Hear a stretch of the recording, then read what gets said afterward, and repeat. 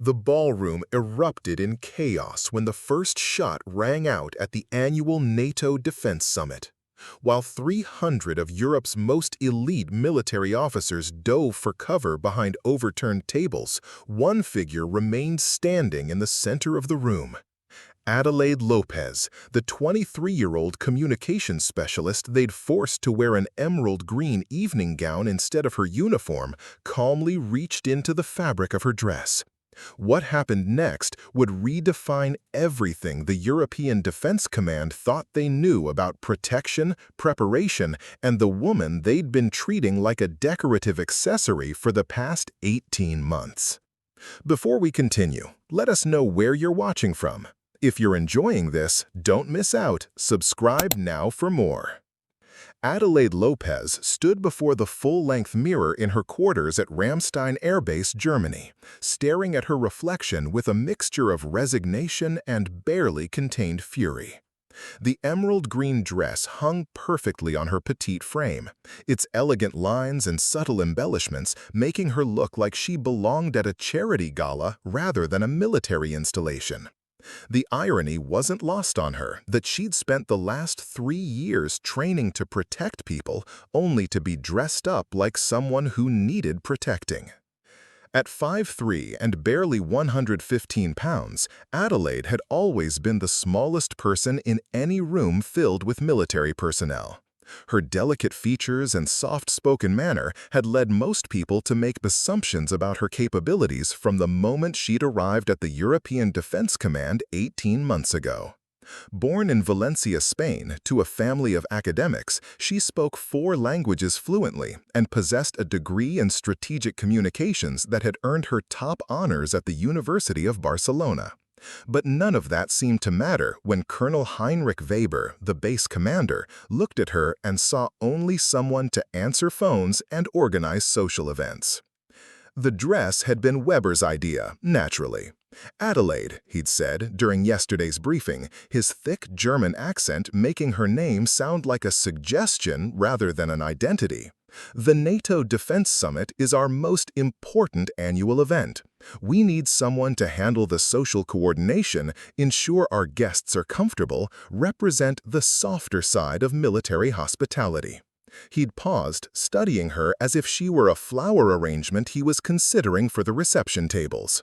You'll wear formal evening attire, of course, something elegant and feminine. The wives of the visiting dignitaries will appreciate having someone they can relate to. Adelaide had wanted to point out that she wasn't a hostess or a social coordinator. She was a communications specialist with advanced training in threat assessment, tactical planning, and crisis management. She could disarm most weapon systems, spoke fluent Russian and Mandarin, and had completed every available course in personal security and protection protocols. But Weber had already moved on to discussing seating arrangements with his aide, dismissing her as if she'd never spoken. The pattern had been established from her first day at Ramstein. While her male colleagues with similar qualifications were assigned to security details, intelligence briefings, and operational planning, Adelaide found herself handling translation duties for diplomatic wives, organizing coffee schedules for visiting officials, and managing the base's social calendar. Her suggestions during briefings were met with patronizing smiles and comments about how refreshing it was to have a feminine perspective on military matters.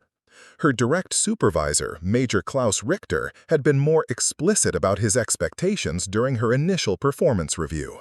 "Adelaide, you're clearly intelligent and well-educated," he'd said, shuffling through her personnel file with the disinterest of someone reviewing lunch menus. "But the reality is that this base operates according to certain traditions. Our international guests expect to see strength and authority in our security personnel. You're better suited to support roles where your language skills and social graces can be properly utilized." The words had stung because they carried the weight of institutional dismissal wrapped in diplomatic language. Adelaide understood the subtext. She was too small, too feminine, too unthreatening to be taken seriously in a security capacity. The fact that she'd consistently outscored her peers in marksmanship, tactical scenarios, and threat assessment evaluations seemed irrelevant when measured against the perception that she looked like someone who belonged at a charity luncheon rather than a security briefing. But Adelaide had learned long ago that being underestimated could be an advantage if you were prepared to use it correctly. While her colleagues spent their off-due hours at the base recreation center or exploring nearby towns, she had been quietly developing skills that none of them knew she possessed. Her small quarters contained specialized equipment that she'd acquired through personal channels. Lock-picking tools disguised as jewelry, communication devices built into everyday accessories, and weapons so compact and cleverly concealed that they could pass through most security screenings undetected. The inspiration had come from her grandmother, Adelaide Lopez, who'd survived the Spanish Civil War by hiding weapons and intelligence materials in her clothing while operating as a courier for the resistance. Elena had taught Adelaide that the most effective protection often comes from sources that no one would suspect. "Mija," she'd said during one of their last conversations before her death, "let them see a pretty dress and think they understand everything about you. While they're making assumptions, you can be preparing for the moment when their assumptions become their weakness." Tonight's NATO Defense Summit would host over 300 high-ranking military officials from 37 countries. The security briefings had emphasized the elevated threat level, with intelligence reports suggesting possible infiltration attempts by hostile actors. The official security detail consisted of 24 specially trained personnel, all male, all selected based on their physical presence and conventional training. Adelaide would be there to smile, translate, and ensure that the catering staff maintained proper service standards. As she made final adjustments to the dress, Adelaide mentally cataloged the 12 specialized items she'd carefully integrated into the garment's construction over the past 2 weeks. To anyone looking at her, she would appear to be wearing an elegant evening gown suitable for a formal diplomatic function. In reality, she would be carrying more defensive capability than most of the official security team, hidden within fabric and accessories so seamlessly that even a thorough search would likely miss half of what she carried.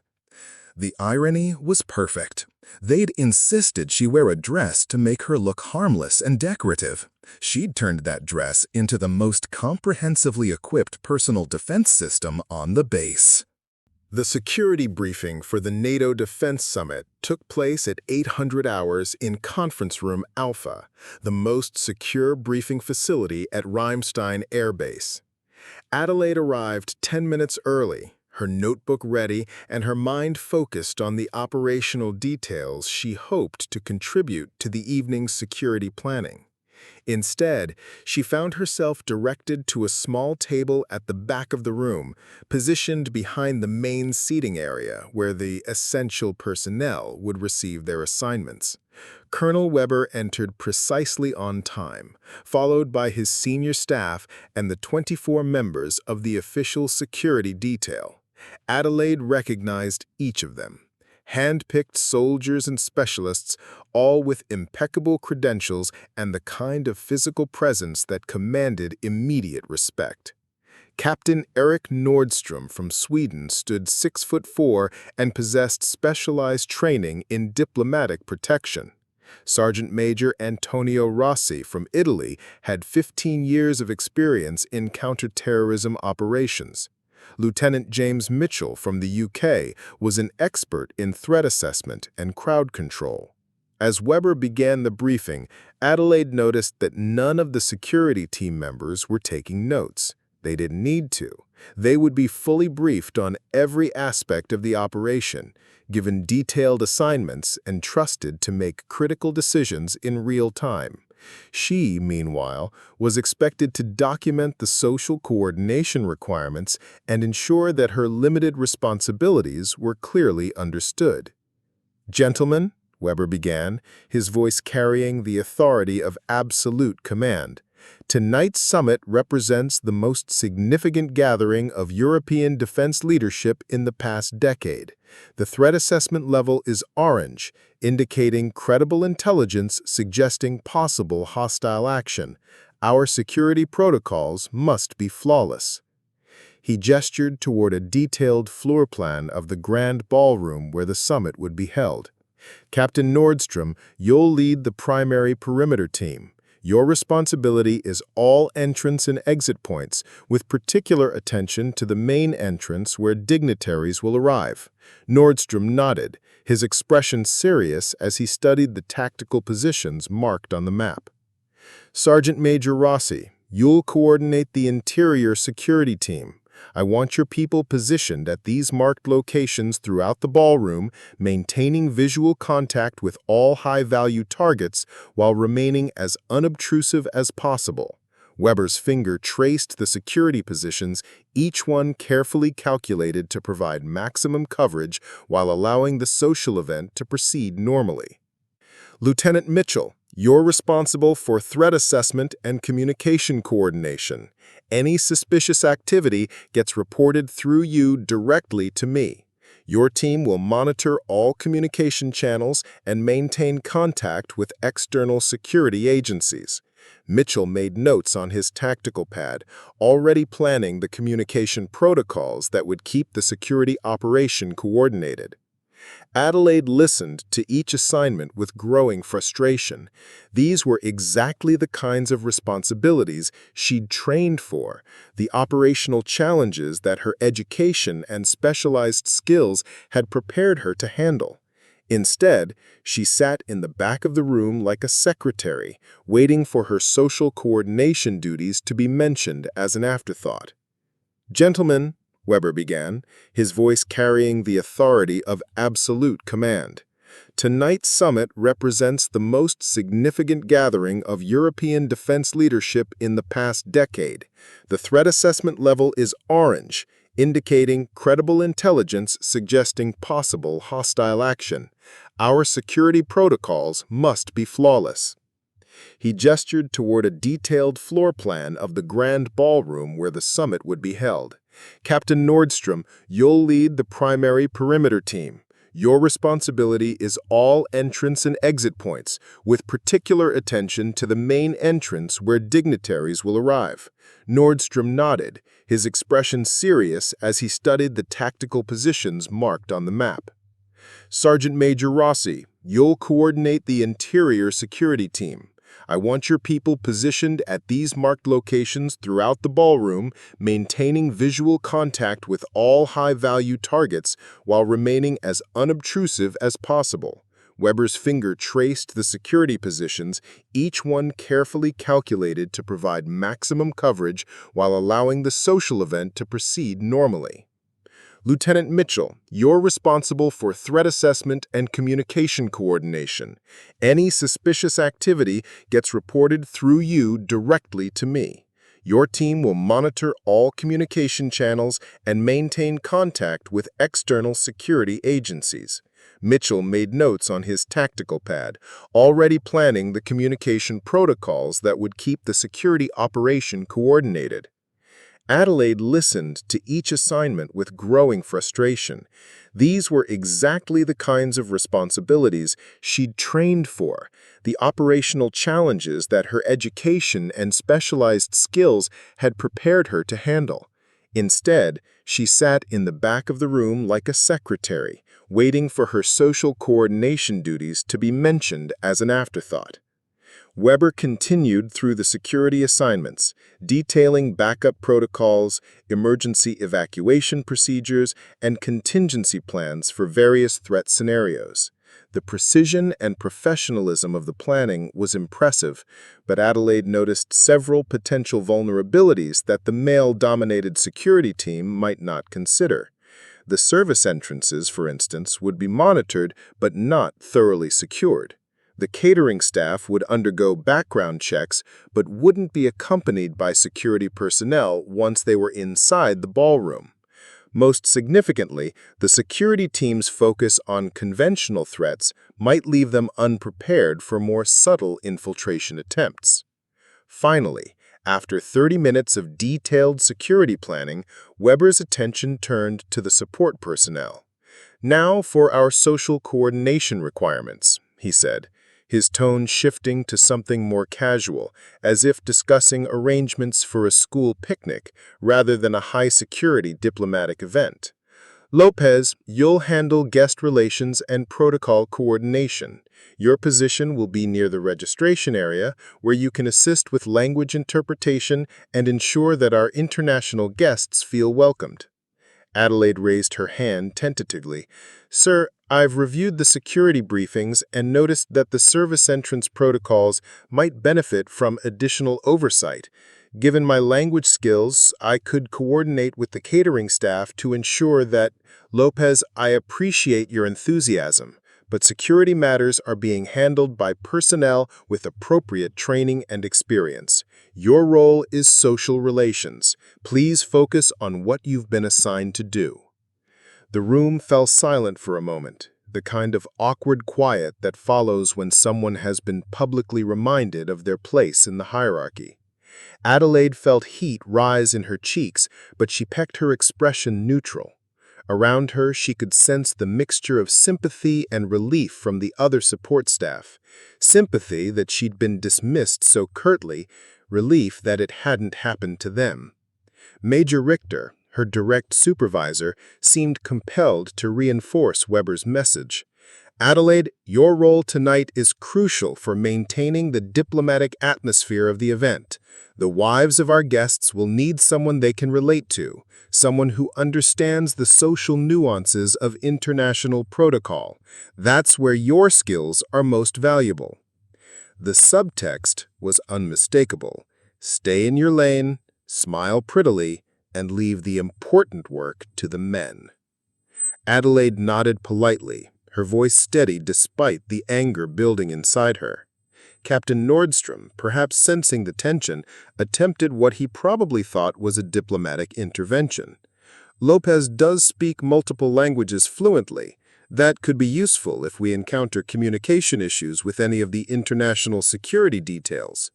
Weber's expression made it clear what he thought of that suggestion. "Captain, your security team has been selected for their expertise in their respective areas. If language interpretation becomes necessary for security purposes, we'll utilize official diplomatic channels. Lopez's responsibilities are social, not operational." As the briefing continued with final details about timing, protocols, and emergency procedures, Adelaide found herself studying the men around her with new perspective. They were competent, well-trained, and dedicated to their responsibilities, but they were also operating within a system that had automatically excluded her from meaningful participation based on assumptions about her appearance and capabilities. They saw her as a potential liability rather than an asset, someone to be managed rather than utilized. What none of them realized was that while they'd been planning to protect the summit from external threats, she had been preparing for the possibility that their conventional approach might not be sufficient. Tonight, while they focused on the obvious security challenges, she would be ready for the threats they couldn't imagine. We've invested considerable effort in bringing you this story. If you find it engaging, please consider subscribing to our channel. Your support is greatly appreciated. While her colleagues spent their evenings at the base recreation center or exploring the nearby German countryside, Adelaide had been quietly transforming herself into something none of them could have imagined. Her small quarters in the junior officers' housing block appeared unremarkable from the outside, but the interior told a different story entirely. Hidden within what looked like a typical military accommodation was a sophisticated training facility that she'd assembled piece by piece over 18 months. The transformation had begun during her second week at Ramstein, after she'd realized that her official duties would never match her actual capabilities. If the military establishment insisted on seeing her as decoration rather than protection, she would prepare herself to exceed both expectations. Her grandmother Elena's wartime stories had provided the philosophical foundation, but Adelaide's engineering mindset had provided the practical application. Behind her regulation wardrobe hung a collection of specialized equipment that would have impressed even the base's elite security personnel. Lock-picking tools disguised as hair accessories, each piece crafted to appear like ordinary jewelry while providing the functionality needed to bypass standard security systems. Communication devices built into earrings and bracelets, capable of monitoring multiple frequencies and transmitting encrypted messages across considerable distances. Most impressive was her collection of defensive implements, each one designed to be completely undetectable while remaining instantly accessible. Adelaide's favorite creation was a set of titanium hairpins that appeared decorative, but could be assembled into a functional lockpick set within seconds. She'd spent weeks perfecting the design, using her engineering background to create joints and connections that were both invisible and incredibly strong. During her off-duty hours, she practiced with them on every type of lock she could find on the base, timing herself until she could open most standard military security doors in under 30 seconds. Her language skills, which her supervisors viewed as useful for social translation, had been expanded into something far more operationally valuable. Beyond the 4 languages she'd arrived with, Adelaide had added Russian, Arabic, and Mandarin to her repertoire, focusing specifically on tactical and security terminology. She could now understand and respond to threat communications in 7 languages, a capability that would have been invaluable to the actual security team if they'd bothered to ask about it. Physical training had been her greatest challenge and most significant triumph. The base gymnasium was always crowded with male soldiers, whose presence seemed to emphasize her physical limitations. So Adelaide had created her own training regimen, one that focused on speed, precision, and efficiency rather than raw strength. She practiced in the early morning hours before dawn, using bodyweight exercises and specialized equipment that she'd acquired through personal purchases. Her marksmanship scores were already exceptional, but Adelaide had taken her weapons training far beyond what was officially required. She'd arranged private lessons with a retired German Special Forces instructor who lived near the base, paying for advanced training in close-quarters combat and weapons handling. What had begun as basic military firearms proficiency had evolved into expertise with weapon systems that most soldiers never encountered. The instructor, Klaus Brenner, had been skeptical initially. "Kleine Dame," he'd said during their first session, using the German term for little lady with a mixture of amusement and concern. "This is not the same as shooting targets at the base range. Real combat situations require strength and speed that—" He'd trailed off as Adelaide demonstrated her existing skills, her movements precise and controlled as she handled weapons that seemed oversized for her. By their 10th session, Brenner's attitude had shifted completely. "Adelaide, you have natural instincts that cannot be taught," he'd told her, watching as she navigated a complex tactical scenario with movements that were economical but devastatingly effective. "Your size is not a weakness if you understand how to use it properly. In close quarters, being small means being fast. Being underestimated means having the element of surprise." That philosophy had guided her most ambitious project, the dress that would serve as her operational platform for tonight's summit. Adelaide had spent 2 weeks carefully modifying the emerald green gown, creating concealment systems that were both elegant and functional. Titanium wire, strong enough to serve as a garrote, had been woven into the decorative trim around the neckline. Ceramic knives, thin enough to be undetectable by standard security scanners, were built into the dress's internal structure. Small explosive charges, each no larger than a button, were integrated into the decorative elements along the bodice. Her jewelry for the evening appeared to consist of elegant accessories appropriate for a formal diplomatic function. In reality, each piece served multiple purposes. Her earrings contained listening devices capable of monitoring security communications. Her bracelet included lock-picking tools and a small taser disguised as decorative elements. Her necklace held a communications device that could broadcast on encrypted military frequencies. Most ambitious was her shoe modification. Adelaide had taken a pair of elegant heels appropriate for evening wear and created hidden compartments containing a collapsible tactical baton, emergency medical supplies, and a backup communication device. The heels themselves had been reinforced with steel cores, transforming them into effective weapons while maintaining their appearance as formal footwear. The crowning achievement was her hair arrangement for the evening. What appeared to be an elegant updo secured with decorative pins actually represented a sophisticated weapon system. 12 specially designed implements were woven into her hairstyle, each one capable of serving as a projectile weapon, cutting tool, or lockpicking device. The arrangement had taken weeks to perfect, requiring her to practice until she could access and deploy any of the concealed items within seconds. Adelaide's preparation extended beyond physical equipment to tactical knowledge that surpassed most of the official security team's expertise. She'd studied every available intelligence report about potential threats to the summit, learning to read between the lines of official assessments to identify vulnerabilities that others might miss.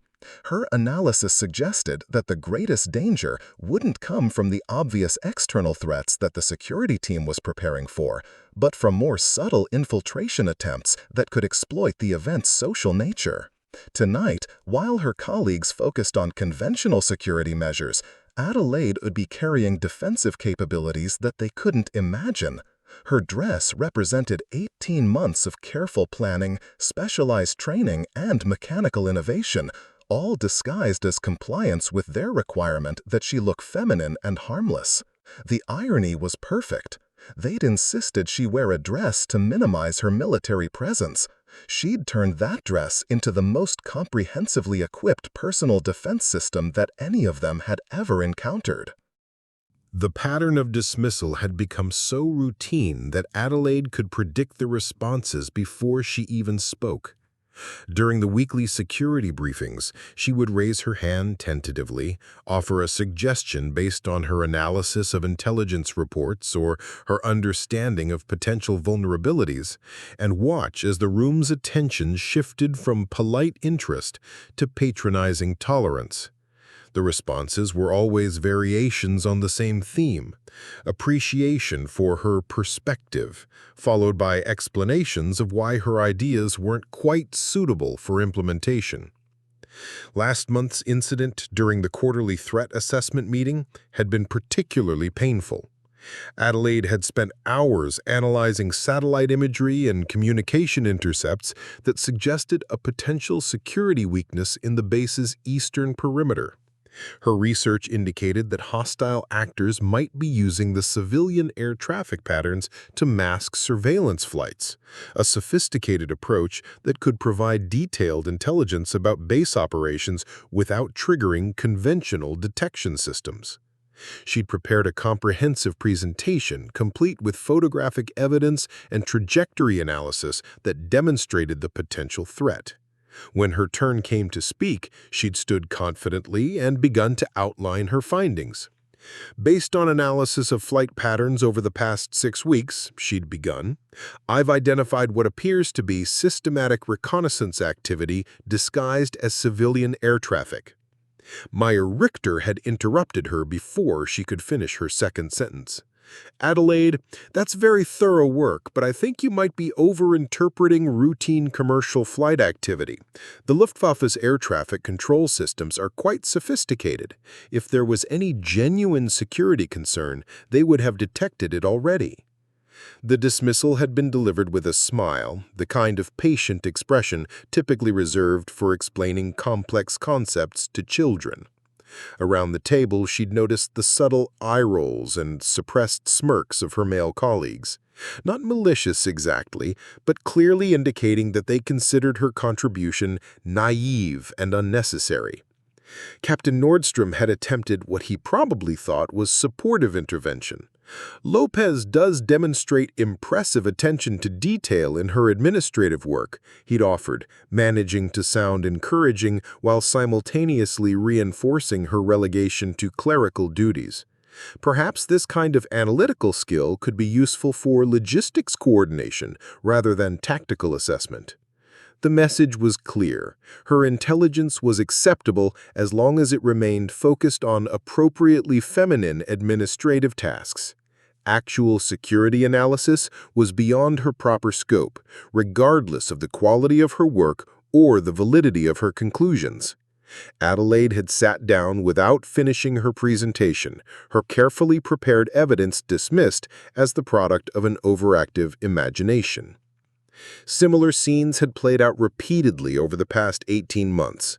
When she'd suggested modifications to the base's communication protocols that could improve security during diplomatic visits, she'd been told that such technical matters were better left to the communications specialists, despite the fact that her degree in strategic communications was more advanced than anyone else's on the base.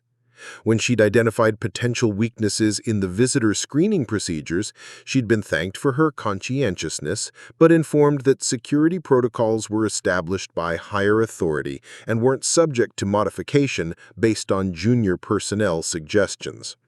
The most frustrating aspect was watching inferior solutions being implemented while her more effective alternatives were ignored. During a recent security upgrade project, the base command had spent considerable resources installing additional lighting around the perimeter fence. Adelaide had recommended motion-sensitive smart lighting that would be both more effective and more energy efficient, but her suggestion had been classified as outside her area of expertise. The system they'd actually installed consumed twice as much power while providing inferior coverage. Exactly as she'd predicted. Her male colleagues weren't intentionally malicious in their dismissal of her contributions. Most of them probably considered themselves progressive and supportive of women in the military. But their support extended only to accepting her presence in traditionally feminine roles, not to recognizing her potential for contributions in areas they considered exclusively masculine. They were comfortable with Adelaide as translator, social coordinator, and administrative assistant. They were deeply uncomfortable with the idea of Adelaide as tactical analyst, security specialist, or operational planner. The patronizing encouragement was perhaps worse than outright hostility would have been. Adelaide brings such a unique perspective to our discussions, Meyer Richter would say during performance reviews, managing to make unique perspective sound like a diplomatic way of saying irrelevant viewpoint. Her attention to social dynamics and communication nuances adds valuable insight into our planning process, he'd continue, carefully framing her contributions in terms that emphasize traditional feminine strengths while avoiding any suggestion that she might possess conventional military capabilities. Even her exceptional performance in required training exercises was somehow diminished by the way others chose to interpret it. When she'd achieved the highest marksmanship scores in her unit, Captain Nordstrom had attributed it to natural precision that was typical of detail-oriented personalities. When she'd completed the physical fitness requirements faster than several of her male colleagues, Meyer Richter had commented that smaller individuals often have advantages in speed-based exercises. Every achievement was explained in ways that minimized its significance, while maintaining the assumption that she remained fundamentally unsuited for serious security responsibilities. The social dynamics were equally frustrating. During informal gatherings at the officers' club, conversation would naturally turn to operational matters, tactical challenges, and professional experiences. But Adelaide's presence seemed to signal a shift towards safer topics, family updates, travel plans, and discussions of base social events. When she attempted to contribute to tactical discussions, she was met with the kind of polite silence typically used to redirect inappropriate comments from well-meaning but uninformed civilians. The pattern had become so predictable that Adelaide had developed strategies for navigating it. She'd learned to phrase her suggestions tentatively, presenting them as questions rather than recommendations. She'd discovered that her ideas were more likely to be considered if she found ways to make male colleagues believe they'd thought of them independently. Most importantly, she'd realized that fighting the dismissive pattern directly would only reinforce others' perception that she was difficult to work with. Instead, she'd chosen a different approach. Let them continue dismissing her while she prepared to exceed every assumption they'd made about her limitations. Tonight's summit would be the culmination of 18 months of careful preparation, the moment when their patronizing dismissal would transform into shocked recognition of capabilities they never imagined she possessed. The shift in Adelaide's treatment began subtly, so gradually that she almost missed the early warning signs. It started with longer pauses when she entered rooms where conversations were taking place, the kind of momentary silence that suggested her arrival had interrupted discussions about topics she wasn't supposed to hear. Then came the slight changes in meeting logistics, briefings that were moved to earlier times without notification to her, documents that were distributed to other personnel but somehow failed to reach her desk, casual conversations that stopped abruptly when she approached. The first explicit comment came during a routine equipment inventory session 3 weeks before the NATO summit. Adelaide was cataloging communication devices in the secure storage facility when she overheard Sergeant Major Rossi speaking with Lieutenant Mitchell near the weapons locker. Their voices carried clearly in the enclosed space, and she quickly realized that they were discussing her with a tone that was far from complimentary. "I'm just saying she spends an unusual amount of time studying materials that aren't really related to her assignments," Rossi was saying, his Italian accent making his words sound more ominous than they probably intended. "Last week I saw her reading tactical manuals during her break. When I asked her about it, she said she was trying to better understand the operational context for her work." Mitchell's response was equally troubling. "That's exactly what concerns me. Why does someone in guest relations need to understand tactical procedures? It suggests either misplaced ambition or," he paused meaningfully, "well, other possibilities that we should probably be aware of." Adelaide froze at her inventory station, her pen hovering over the equipment checklist as the implications of their conversation became clear.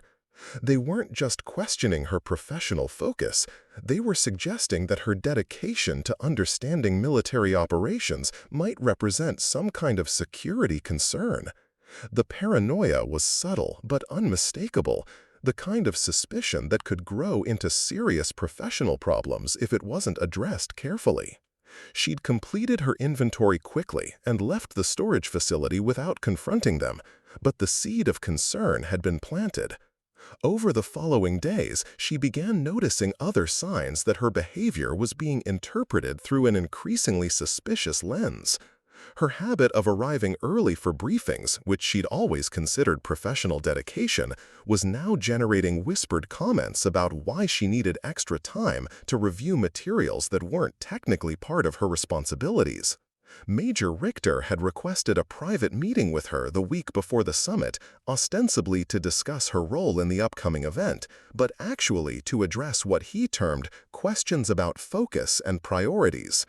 The conversation had taken place in his office, with Adelaide seated across from his desk like a student called to the principal's office for disciplinary action.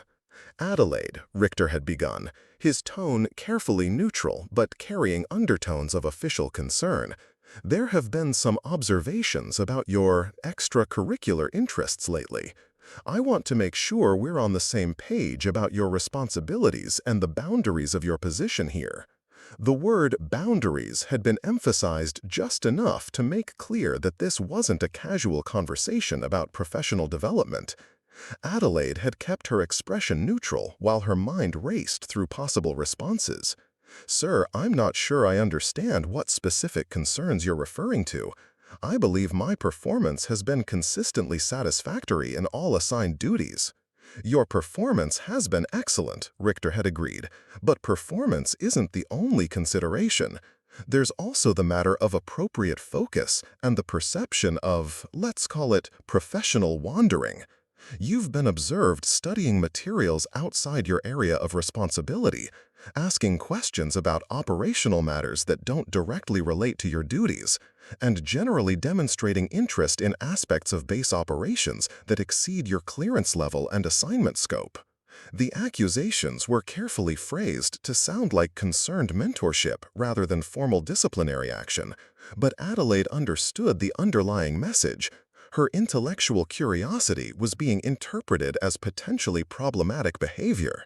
The suggestion that she was somehow overstepping security boundaries was particularly troubling, given that all of her reading and study had involved publicly available materials or documents that were routinely distributed to base personnel. Sir, I've always believed that understanding the broader context of military operations makes me more effective in my assigned role, she'd responded carefully. My language skills and communication responsibilities are enhanced when I understand the tactical and strategic environment in which they're being utilized. Richter's smile had been patient but firm. Adelaide, I appreciate your enthusiasm, but there's a difference between contextual understanding and inappropriate curiosity. Your role is guest relations and protocol coordination. That requires social skills and language abilities, not tactical knowledge or operational expertise. I need you to focus on what you've been assigned to do, rather than areas that fall outside your responsibility. The conversation had concluded with Richter's gentle but unmistakable instruction to maintain appropriate professional boundaries and avoid giving the impression of ambitions beyond your current assignment. Adelaide had nodded politely and agreed to be more mindful of how her professional development activities might be perceived by others. But the damage had been done. Word of Richter's concerns had apparently spread among the senior staff, creating a new layer of scrutiny around her activities. Her requests for additional training were now met with questions about relevance to her current duties. Her contributions during briefings were evaluated not just for their merit, but for their appropriateness coming from someone in her position. Most significantly, she began to sense that her loyalty and trustworthiness were being questioned in ways that would have been unthinkable for her male colleagues. The paranoia reached its peak during a security briefing 2 days before the summit, when Colonel Weber had made a seemingly casual but clearly pointed comment about the importance of personnel staying within their assigned roles during high-security events. Everyone on this base has been given specific responsibilities based on their training, experience, and security clearance, he announced, his eyes briefly meeting Adelaide's across the briefing room. It's crucial that we all understand our roles and avoid any actions that might compromise operational security through well-intentioned but inappropriate initiative. The message was unmistakable. She was being warned against any actions that exceeded her narrowly defined role as social coordinator. Her months of preparation, her specialized training, her carefully acquired equipment, all of it was now viewed through the lens of potential insubordination rather than commendable readiness. As she sat in the briefing room, listening to Weber's pointed warnings about staying in assigned roles, Adelaide realized that she'd reached a critical decision point. She could abandon her preparations, accept the limitations others had placed on her, and hope that their conventional security measures would prove adequate for protecting the summit. Or she could maintain her readiness, knowing that any actions she took beyond her assigned duties would be viewed as confirmation of the suspicions that were already circulating about her. The choice was clear. Trust the system that had systematically underestimated and dismissed her, or trust her own preparation and instincts. Tonight would determine which choice had been correct. The confrontation that Adelaide had been dreading finally materialized on the morning of the NATO summit, less than 8 hours before the event was scheduled to begin. Colonel Weber had summoned her to his office immediately after the final security briefing, and the grim expression on his face made clear that this wasn't going to be a routine discussion about social coordination protocols. Weber's office was a shrine to military hierarchy and Germanic efficiency. Photographs of past commanders lined the walls alongside certificates and commendations that documented his rise through the ranks. Behind his desk, the flags of NATO member nations stood at perfect attention, while his computer monitor displayed the tactical layout for the evening's security arrangements. Adelaide took the seat across from his imposing desk and waited for what she suspected would be a career-defining conversation. "Lopez," Weber began, his accent making her surname sound like an official designation rather than a personal identity. "We need to have a frank discussion about your role tonight and your future with this command." He opened a file folder that Adelaide recognized as her personnel record, though it appeared to have grown considerably thicker than it had been during her last performance review. "There have been persistent reports about your activities that suggest a concerning pattern of behavior." Weber's fingers drummed against the desk as he spoke, a nervous habit that contrasted with his normally composed demeanor. "Multiple supervisors have expressed concerns about your tendency to exceed the boundaries of your assigned responsibilities, your apparent obsession with tactical and operational matters that fall outside your clearance level, and your general failure to understand the appropriate limitations of your position." Adelaide kept her expression neutral despite the anger building inside her. "Sir, I'm not aware of any specific incidents where my performance has been deficient or where I violated security protocols. If there are particular concerns, I'd appreciate the opportunity to address them directly." Weber's laugh was humorless and brief. "Lopez, this isn't about protocol violations. This is about judgment, focus, and understanding your place in this organization." He leaned forward, his voice taking on the tone of someone explaining obvious facts to a particularly slow student. "You were assigned to this base as a communication specialist with secondary duties in social coordination.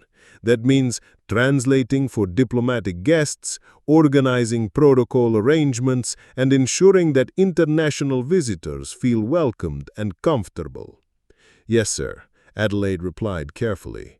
"And I believe my performance in those areas has been consistently excellent." "Your performance has been adequate, but adequacy in your assigned duties doesn't excuse inappropriate behavior in other areas. You seem to have developed the mistaken impression that your role extends beyond guest relations into operational security, tactical planning, and threat assessment. That impression needs to be corrected immediately."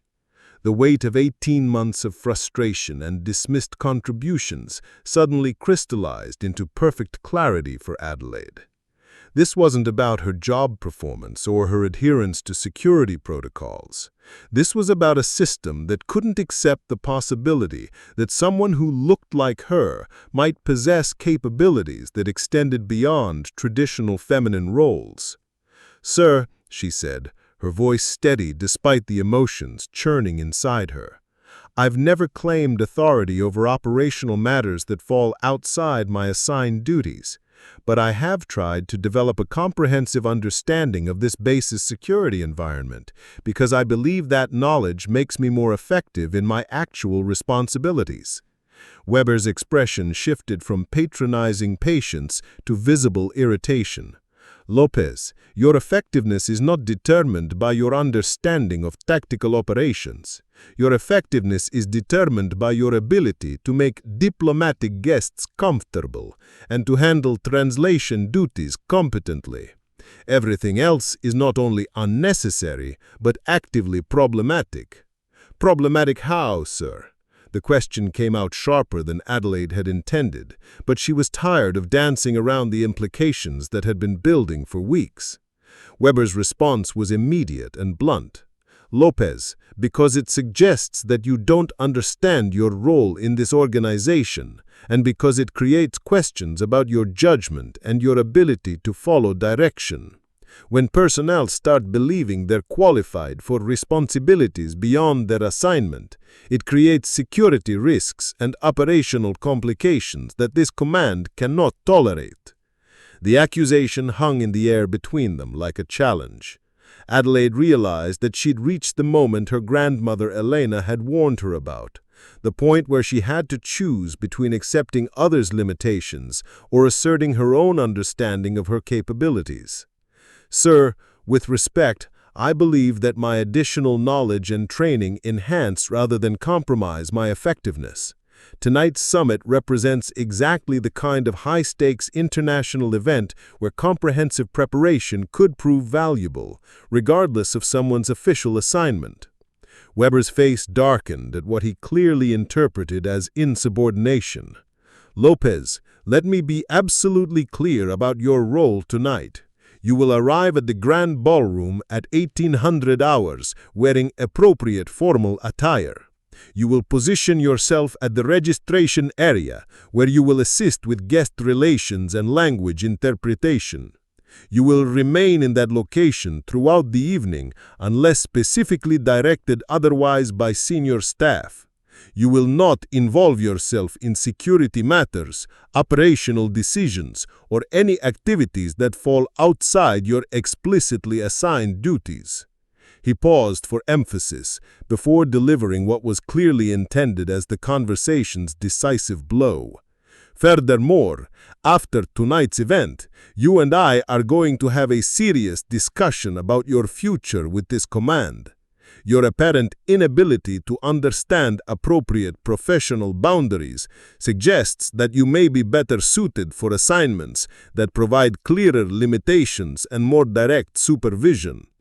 The threat was unmistakable. Conform to their limited expectations or face transfer to an even more restrictive position.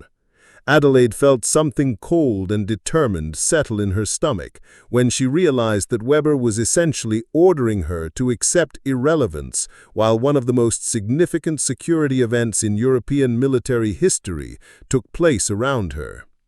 "I understand your instructions, sir," she replied, her voice carrying none of the deference that Weber clearly expected. "I will perform my assigned duties to the best of my ability." Weber studied her for a long moment, apparently sensing that her compliance was more formal than genuine.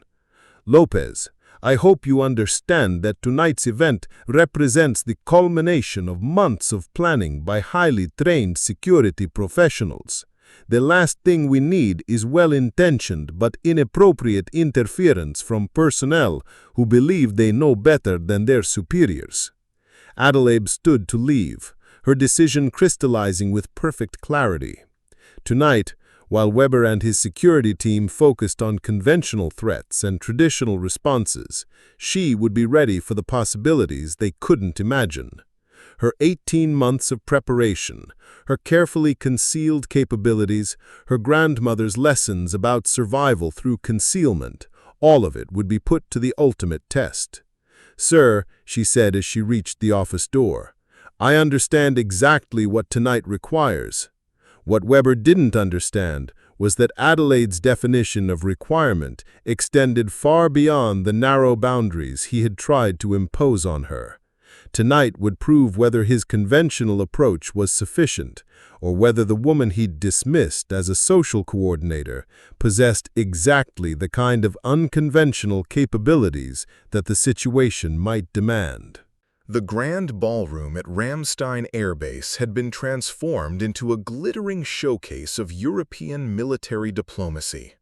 Crystal chandeliers cast warm light across tables adorned with the flags of 37 NATO member nations, while uniformed servers moved gracefully between groups of high-ranking officials engaged in animated discussions about defense strategy and international cooperation. Adelaide stood near the registration area in her emerald green dress, smiling politely as she assisted guests with language interpretation and protocol questions, all while maintaining constant awareness of the 12 specialized implements concealed within her elegant attire. The evening had proceeded flawlessly for the first 2 hours. Defense ministers from across Europe mingled with military commanders and strategic analysts, their conversations a mixture of diplomatic pleasantries and serious policy discussions. Adelaide had translated for the Romanian delegation, assisted with seating arrangements for the Norwegian representatives, and helped coordinate dietary accommodations for several international guests.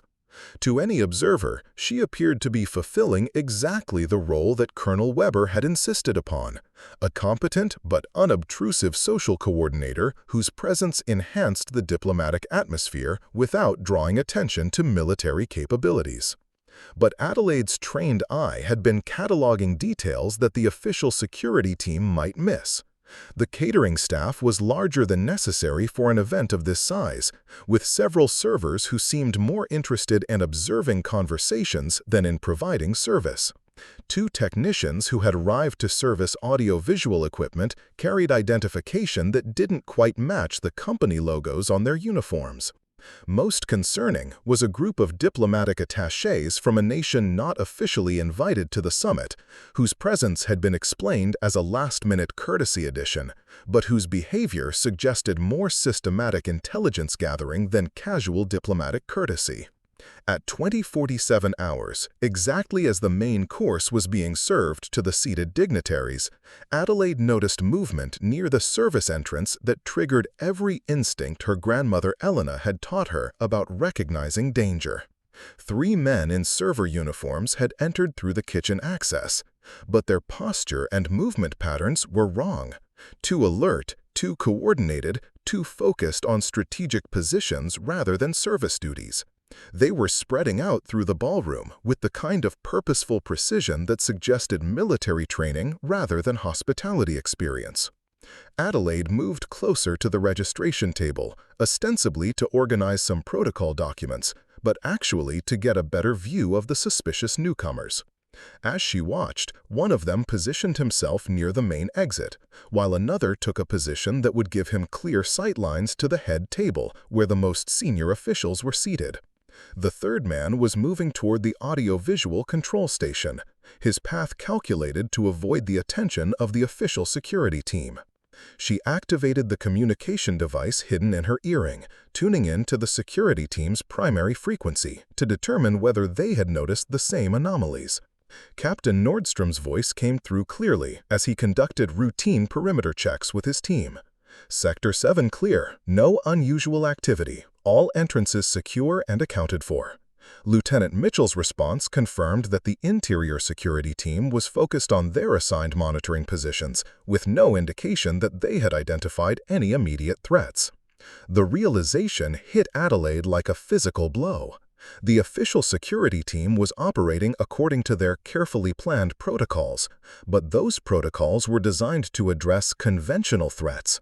They were watching for obvious dangers, armed intruders, suspicious packages, unauthorized access attempts. They weren't prepared for the sophisticated infiltration that was apparently unfolding around them, disguised as routine service activity and diplomatic courtesy. Adelaide keyed her earring communicator to the security frequency, her voice barely above a whisper as she attempted to alert the team to the developing situation. Security team, this is Lopez. I've identified 3 individuals near the service area whose behavior patterns suggest possible hostile intent. They're positioned at strategic locations and appear to be coordinating movement. The response came immediately from Major Richter, his tone carrying the familiar mixture of irritation and dismissal that she'd learned to expect. Lopez, you're not part of the security team. Please maintain focus on your assigned duties and avoid unnecessary communications on operational frequencies. Adelaide watched in growing alarm as the 3 suspicious figures continued their coordinated positioning. The man near the audio-visual station had produced what appeared to be a standard maintenance tool, but his handling of it suggested familiarity with electronics that went far beyond routine equipment service. The individual positioned near the main exit was adjusting something in his jacket pocket with movements that looked suspiciously like weapons preparation. She tried again, her voice more urgent despite her attempt to maintain calm professionalism. "Security team, I have visual confirmation of suspicious activity. 3 individuals in server uniforms are exhibiting behavior consistent with tactical positioning.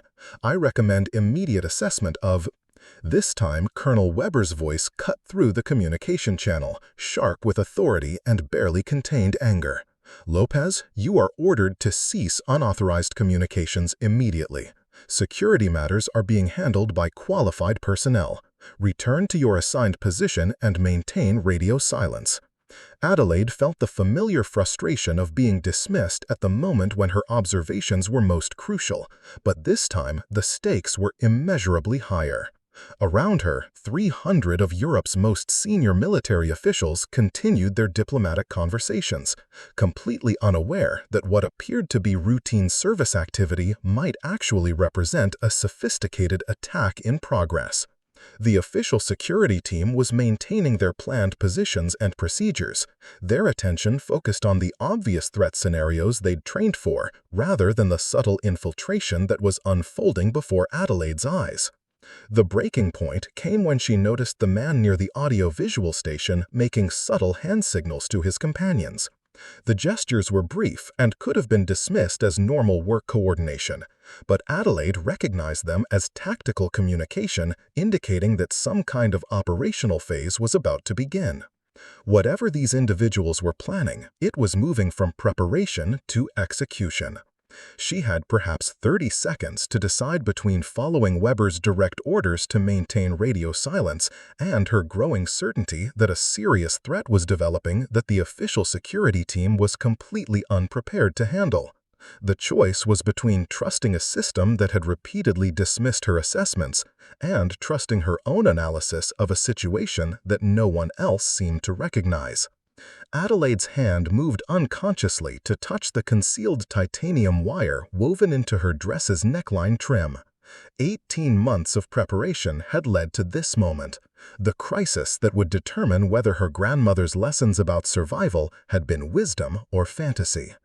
Around her, the elegant diplomatic gathering continued its civilized conversation, unaware that the social coordinator they'd relegated to guest relations was potentially the only person in the room who understood what was actually happening. The man near the main exit was now reaching into his jacket with deliberate purpose. The audiovisual technician was manipulating equipment in ways that had nothing to do with routine maintenance. The third individual was moving toward a position that would give him clear access to the head table where the defense ministers were seated. Adelaide made her decision.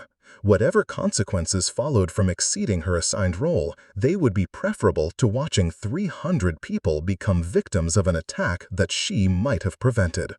Her fingers found the first of the concealed implements in her dress as she began moving through the crowd with the same kind of purposeful precision that the infiltrators were displaying. The evening's elegant diplomatic facade was about to discover what happened when someone they'd dismissed as decorative proved to be the most comprehensively prepared person in the room. The tone moved through the crowded ballroom with calculated casualness, her trained eye tracking the 3 suspicious figures while maintaining the appearance of a social coordinator attending to routine hospitality duties. The elegant conversations and clinking of crystal glasses continued around her, creating a surreal contrast to the tactical situation she was certain was developing. Her fingers brushed against the concealed titanium wire in her dress's trim as she approached the registration table, positioning herself where she could monitor all 3 potential threats simultaneously. The man near the audio-visual station, she'd mentally designated him Target Alpha, was now working on equipment with tools that were definitely not standard maintenance implements. Through her peripheral vision, Adelaide could see him installing what appeared to be a small electronic device into the sound system's control panel. Given the sophisticated nature of their apparent infiltration, the device was probably either a listening system for intelligence gathering or something more immediately dangerous, like a signal jammer that could disrupt security communications. Target Beta, positioned near the main exit, had completed whatever preparation he'd been conducting in his jacket pocket and was now scanning the room with the kind of systematic attention pattern that confirmed Adelaide's assessment of his military background. His focus lingered on the official security team members, cataloging their positions and equipment with professional interest. Most concerning was his apparent familiarity with their deployment. He knew exactly where to look for them, suggesting advance intelligence about the evening's security arrangements. Target Charlie was the most immediately threatening. He'd moved to within 15 feet of the head table, where Defense Minister Klaus Hoffmann of Germany was engaged in animated discussion with his counterparts from France and the United Kingdom. The man's positioning gave him clear access to the most senior officials present, and Adelaide noticed that his right hand remained consistently near his jacket's interior pocket in a way that suggested weapon readiness. Adelaide activated her earring communicator one final time, knowing that this would likely be her last opportunity to alert the official security team before whatever was planned moved into its active phase. Security team, this is Lopez with urgent threat assessment. I have 3 individuals in server uniforms exhibiting coordinated tactical behavior. Target Alpha is installing unauthorized equipment in the audio-visual system. Target Beta is conducting systematic surveillance of security personnel. Target Charlie is positioned for immediate access to senior officials. Recommend immediate intervention. The response came from Captain Nordstrom, his voice carrying the professional patience of someone addressing a persistent annoyance. Lopez, we have visual confirmation that all service personnel have been properly screened and cleared. Your concerns are noted, but security assessment remains at current levels. Please discontinue unnecessary communications and return to your assigned duties. Adelaide felt the familiar burn of dismissal, but this time it was accompanied by the cold certainty that lives were about to be lost because of institutional blindness to threats that didn't fit conventional expectations. The security team was so focused on their planned procedures and official protocols that they couldn't recognize the sophisticated attack unfolding in front of them. As if to confirm her worst fears, Target Alpha completed his work on the audio-visual equipment and made a subtle hand gesture toward his companions. The signal was brief but unmistakable. The preparation phase was complete, and whatever they'd planned was about to begin. Target Charlie responded by shifting his position slightly closer to the head table, while Target Beta began moving toward a location that would give him better control over the main exit. Adelaide realized that she was witnessing the final moments before a coordinated attack on the most senior military in Europe, and she was apparently the only person in the room who understood what was happening. The official security team continued their routine monitoring, completely unaware that their procedures were inadequate for the threat they were facing. The diplomatic guests continued their conversations, trusting that their safety was being managed by competent professionals.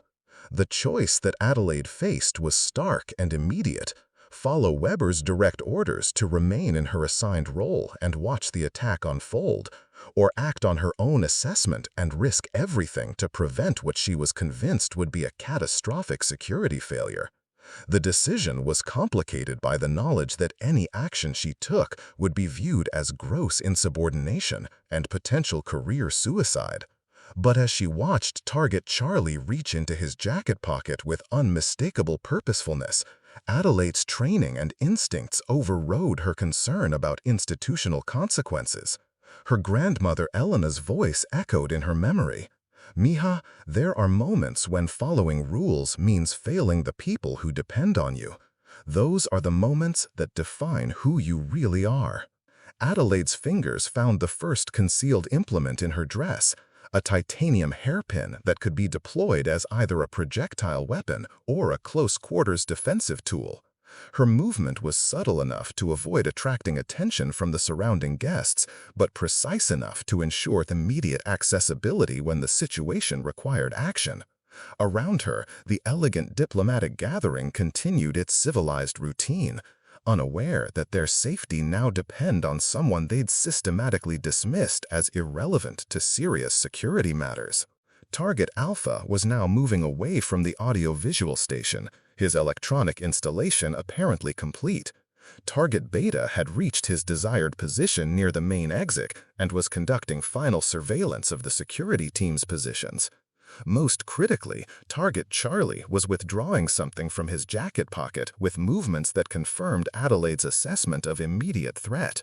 The moment had arrived when all of her preparation, training, and concealed capabilities would be tested against a real-world crisis that the official security establishment was completely unprepared to handle.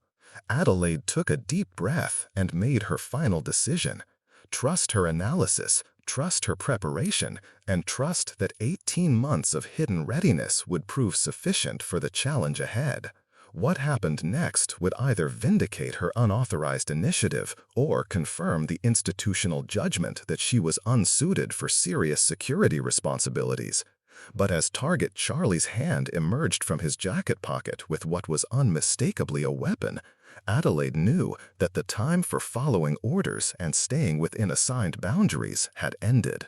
The elegant social coordinator in the emerald green dress was about to demonstrate that being underestimated could be the most dangerous mistake an attacker could make. The moment Target Charlie's hand fully emerged from his jacket pocket with a compact pistol, Adelaide's 18 months of preparation crystallized into instantaneous action. While the diplomatic guests continued their conversations and the official security team maintained their routine positions, she began moving through the crowd with the fluid precision of someone who had rehearsed exactly this scenario dozens of times in her mind. Her first priority was neutralizing the immediate threat to the senior officials at the head table. Target Charlie was raising his weapon toward Defense Minister Hoffman, his movement screened from the official security team's view by the natural flow of guests and servers moving around the ballroom. Adelaide had perhaps 3 seconds before he achieved firing position, and the distance between them was approximately 20 feet, well within range of her concealed implements, but requiring perfect accuracy under extreme pressure. Adelaide's right hand moved to her elaborately arranged hair, her fingers finding the first of the specialized titanium implements woven into her updo. The movement appeared to be a casual adjustment of her hairstyle, but actually released a perfectly balanced projectile weapon that had been designed specifically for situations requiring silent, precise intervention. Her grandmother Elena had taught her that the most effective weapons were often those that no one recognizes as dangerous until it was too late. The titanium implement flew from her fingers with the kind of accuracy that could only come from hundreds of hours of practice. It struck Target Charlie's wrist at the exact moment he was bringing his pistol to firing position, the impact causing immediate nerve disruption that forced his hand to open involuntarily. The weapon clattered to the floor as Charlie stumbled backward, his expression shifting from focused determination to confused alarm as he tried to understand what had just happened to him. But Adelaide knew that neutralizing one threat was only the beginning. Target Alpha near the audio-visual station was already reacting to his companion's sudden difficulty, his hand moving toward his own concealed weapon while his eyes scanned the crowd to identify the source of interference. Target Beta at the main exit was beginning to move, apparently initiating whatever contingency plan they developed for unexpected complications. Adelaide's second projectile was already in motion before Target Alpha could clear his weapon from its concealment. This time, she aimed for the electronic device he'd installed in the sound system, her titanium implement striking the equipment with enough force to shatter its housing and scatter components across the floor. Whatever signal jamming or surveillance capability the device had been intended to provide was now permanently disabled. The elegant social gathering was beginning to notice that something unusual was happening. Guests near target Charlie were reacting to his stumbling movements and the weapon on the floor. Their diplomatic conversations shifted to confused murmurs as they tried to understand what they were witnessing. But the full scope of the coordinated attack wasn't yet apparent to anyone except Adelaide, who was already moving toward target Beta with the same calculated purpose she displayed in neutralizing the first two threats. Target Beta had produced a radio communicator and was speaking rapidly into it, apparently alerting external accomplices that their infiltration plan had encountered unexpected resistance. Adelaide realized that this wasn't just an isolated attack on the summit guests, but part of a larger operation that included personnel outside the ballroom. The implications were staggering. While the official security team had been focused on conventional perimeter defense, a sophisticated, multi-phase attack had been developing around them. Adelaide's movement toward target Beta took her directly through the center of the diplomatic gathering, requiring her to navigate between tables of confused guests while maintaining tactical awareness of potential threats. Her training with Klaus Brenner had emphasized the importance of using environment and crowd dynamics as tactical advantages, and she found herself automatically calculating sight lines, cover positions, and escape routes even as she closed distance with her target. Target Beta had completed his radio communication and was now reaching for his own weapon, but Adelaide was already within range for close quarters engagement. Her dress contained multiple implements designed for different tactical situations, and she selected a collapsible baton that had been integrated into her shoe design. The weapon extended to full length with a subtle flick of her wrist, transforming from an invisible component of formal footwear into a highly effective defensive tool.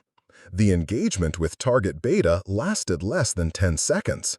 His military training was evident in his movement and weapon handling, but he was clearly unprepared for the possibility that a woman in evening wear might possess superior close-quarters combat skills. Adelaide's approach was precise and economical, using his own momentum against him while applying exactly the kind of leverage techniques that Klaus Brenner had taught her for neutralizing larger opponents. By the time the official security team began to understand that a genuine threat had materialized in the ballroom, Adelaide had neutralized all three infiltrators and was standing calmly in the center of the room, her emerald green dress slightly disheveled, but her expression composed despite the adrenaline flooding her system. Around her, the diplomatic gathering was in various states of confusion and alarm, with some guests taking cover behind overturned tables while others stood frozen in place, trying to process what they had just witnessed. Captain Nordstrom was the first member of the security team to reach the scene, his expression shifting from professional alertness to complete bewilderment as he took in the sight of three neutralized attackers, scattered weapons, and Adelaide standing in the middle of it all with what appeared to be a tactical baton in her hand. "Lopez," he said, his voice carrying a mixture of confusion and disbelief, "what the hell just happened here?" Adelaide looked around the ballroom, at the faces staring at her, diplomatic guests, military officials, and security personnel, all trying to reconcile what they had just seen with their preconceptions about who she was and what she was capable of. The woman they had dismissed as a social coordinator had just prevented what would have been the most significant attack on European military leadership in decades, using capabilities that none of them had imagined she possessed. "Sir," she replied calmly, "I prevented a coordinated attack on the summit by three hostile actors who had infiltrated the event disguised as service personnel. The immediate threat has been neutralized, but I recommend immediate security sweep of the perimeter, as they were in radio contact with external accomplices." The silence that followed her words was profound, broken only by the distant sound of approaching security personnel as the base's emergency response protocols finally activated in response to the crisis that Adelaide had already resolved. The immediate aftermath of Adelaide's intervention descended into controlled chaos as the full scope of what had just occurred began to register with everyone present. Colonel Weber burst through the main entrance with a tactical team behind him, his face a mixture of command authority and complete bewilderment as he surveyed a scene that bore no resemblance to any crisis scenario he'd prepared for. 3 armed infiltrators lay unconscious or disabled around the ballroom. Sophisticated electronic equipment was scattered across the floor, and his social coordinator stood calmly in the center of it all, still wearing her elegant evening gown, but now holding what was unmistakably a professional-grade tactical weapon. "Someone explain to me what happened here," Weber demanded, his voice cutting through the murmur of confused diplomatic guests and the radio chatter of security personnel trying to coordinate their response to a threat that had already been neutralized. His eyes fixed on Adelaide with an expression that suggested he was having difficulty processing the visual evidence in front of him. Captain Nordstrom, still staring at the disabled attackers and the evidence of tactical engagement scattered around the ballroom, began his report with the careful precision of someone trying to document events that exceeded his understanding. "Sir, at approximately 20:51 hours, 3 individuals disguised as service personnel initiated what appears to have been a coordinated attack on summit attendees. The attack was intercepted by Specialist Lopez using methods and equipment that—" He paused, clearly struggling with how to complete the sentence. Adelaide stepped forward, recognizing that Nordstrom's bewilderment was shared by everyone present, and that explanation would be necessary before the situation could be properly assessed. "Sir, I identified suspicious behavior patterns in 3 individuals who had entered through service access points. Their movement coordination and positioning indicated tactical training inconsistent with hospitality duties. When I observed one of them producing a weapon directed towards senior officials, I took immediate action to neutralize the threat." Weber's stare intensified as he tried to reconcile Adelaide's calm, professional report with the evidence surrounding them. "Lopez, you were assigned to guest relations. How did you—" He gestured vaguely at the tactical aftermath around them, apparently unable to formulate a question that adequately addressed what he was seeing. "Sir, I utilize specialized equipment and training that I have developed during my off-duty time to address a security situation that fell outside the parameters of conventional response protocols," Adelaide replied, her voice steady despite the magnitude of what she was revealing. "The immediate threat has been neutralized, but I recommend urgent perimeter security assessment, as these individuals were in communication with external accomplices."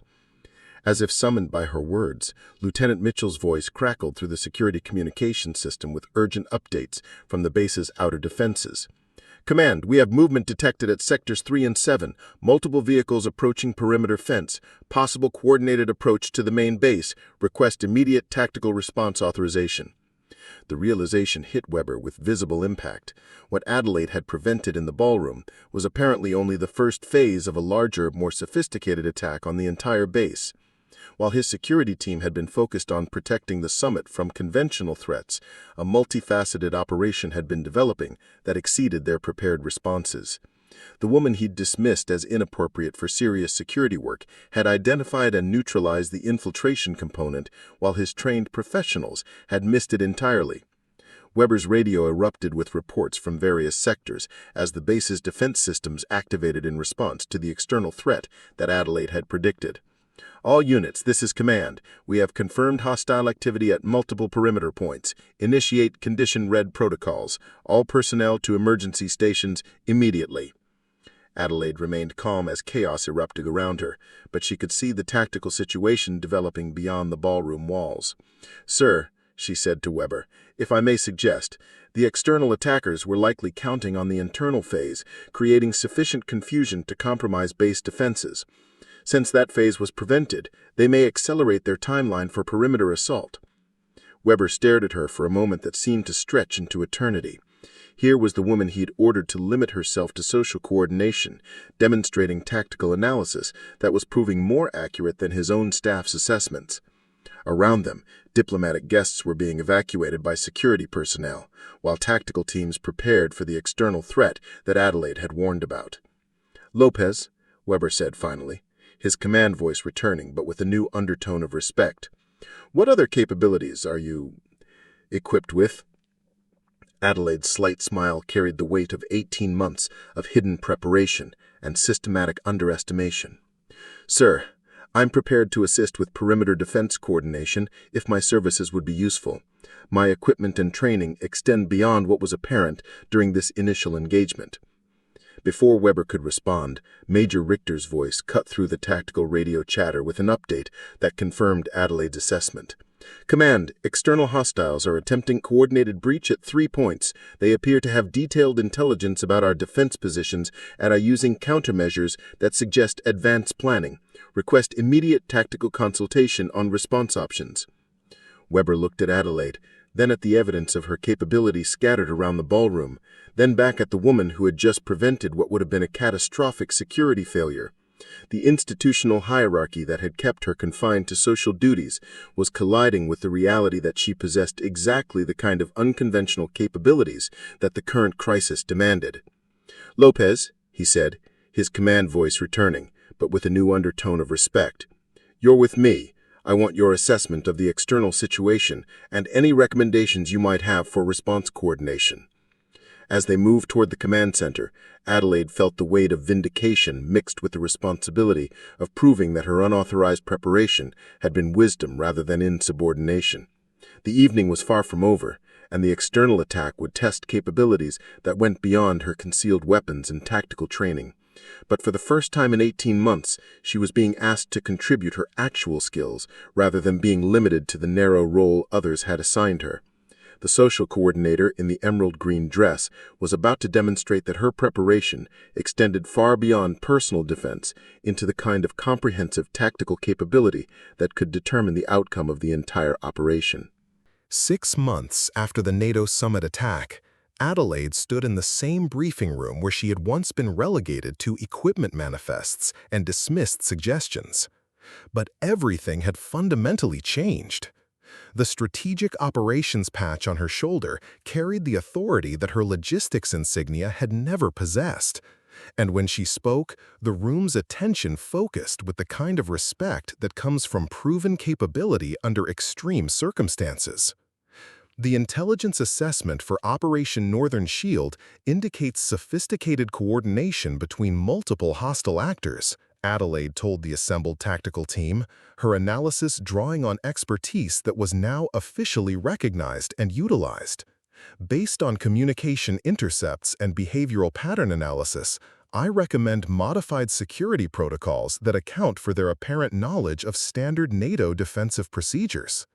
Colonel Weber, now her direct commander rather than skeptical supervisor, nodded approvingly as she outlined tactical recommendations that drew on the same analytical skills that had once been dismissed as inappropriate curiosity. "Excellent assessment, Lopez. Your recommendations will be implemented as primary operational protocol." The transformation in Adelaide's professional status had been dramatic but well-earned. Within weeks of the summit crisis, she had been reassigned to the Strategic Operations Division, where her unique combination of analytical intelligence, tactical training, and unconventional preparation was recognized as exactly the kind of capability that modern security challenges demanded. Her unauthorized skills development was reframed as commendable initiative rather than problematic insubordination. Captain Nordstrom, now her tactical operations partner, had become one of her strongest advocates. "Lopez's approach to threat assessment has fundamentally improved our operational effectiveness," he regularly reported to command staff. "Her ability to identify patterns and vulnerabilities that conventional analysis misses has prevented 3 potential security incidents in the past 4 months. The recognition extended beyond professional advancement to institutional change." Adelaide's success had prompted Base Command to implement programs encouraging all personnel to develop capabilities beyond their assigned roles, recognizing that modern threats required adaptive thinking rather than rigid specialization. Her unauthorized preparation became a model for the kind of comprehensive readiness that 21st-century military operations demanded. Major Richter, who had once questioned her focus and priorities, now sought her consultation on strategic planning matters. "Adelaide, your perspective on unconventional threats has proven invaluable," he'd told her during their most recent strategic assessment meeting. The institutional assumption that social coordination and tactical analysis were separate skill sets was clearly incorrect. But perhaps the most significant validation came from an unexpected source. Klaus Brenner, her former tactical training instructor, had been invited to conduct advanced combat training for the base's elite personnel. When he learned about Adelaide's role in preventing the summit attack, his response had been immediate and unequivocal. "I told you that being underestimated was your greatest advantage. You proved that natural instincts combined with proper preparation can exceed any conventional training program." Adelaide's living quarters now contained official tactical equipment along with the specialized gear she had developed independently. Her comprehensive preparation was no longer hidden, but integrated into her official duties as a strategic operations specialist. The equipment that had once been concealed in evening wear was now part of her standard operational kit, recognized as innovations that improve defensive capabilities for the entire unit. The emerald green dress had been retired to her wardrobe as a reminder of the evening that changed everything. But Adelaide occasionally wore it to formal base functions where it generated respectful admiration rather than dismissive assumptions. The weapons that had been concealed in its fabric were now displayed in the base's Tactical Innovation exhibit as examples of creative problem-solving under resource constraints. Most importantly, Adelaide had discovered that her success had created opportunities for other personnel who had been limited by institutional assumptions about their capabilities. 3 other women on the base had been reassigned to expanded roles after demonstrating skills that had previously been overlooked. Her vindication had become a catalyst for broader recognition that talent and capability didn't always conform to traditional expectations. As she concluded the briefing and watched her recommendations being implemented by colleagues who now treated her as an essential team member rather than administrative support, Adelaide reflected on the journey that had brought her to this moment. Her grandmother Elena's lessons about survival through preparation and the power of being underestimated had proven applicable to challenges far beyond what either of them could have imagined. The NATO summit had tested every aspect of her hidden preparation, from concealed weapons to tactical analysis to strategic coordination under extreme pressure. But the real victory wasn't just preventing the attack. It was proving that capabilities could exist where others didn't think to look for them, and that being systematically underestimated could be transformed into decisive advantage when preparation met opportunity. Tonight, Adelaide would review intelligence reports for next month's International Security Conference, her analysis forming the foundation for protective measures that would safeguard hundreds of diplomatic and military officials. Her expertise was now sought rather than dismissed, her preparation officially supported rather than secretly conducted. The woman they had made wear a dress to look harmless and decorative had transformed that requirement into the most comprehensive demonstration of hidden capability in the base's history. Some days, being too small to matter meant being exactly the right size to change everything. Up next, you've got 2 more standout stories right on your screen. If this one hit the mark, you won't want to pass these up. Just click and check them out. And don't forget to subscribe and turn on the notification bell so you don't miss any upload from us.